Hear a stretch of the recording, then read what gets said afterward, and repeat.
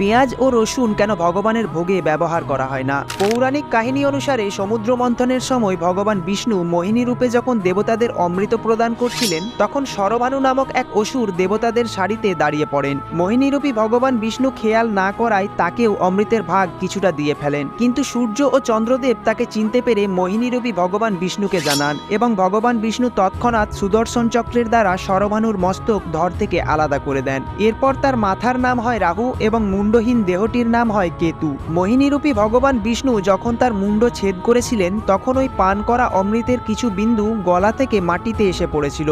মাটিতে পড়ার ফলে সেখান থেকে দুটি উদ্ভিদ জন্ম নেয়, পেঁয়াজ ও রসুন। অমৃতের বিন্দু থেকে উৎপন্ন হওয়ার কারণে পেঁয়াজ ও রসুনের কিছু ভেষজ গুণাবলী আছে, কিন্তু অসুর উচ্ছিষ্ট এবং অসুরের রক্ত মিশ্রিত অমৃত বিন্দু থেকে উৎপন্ন হওয়ার কারণে এতে আসুরিক গুণাবলী মিশ্রিত আছে। তাই পেঁয়াজ ও রসুন ভগবানের ভোগে ব্যবহার করা হয় না।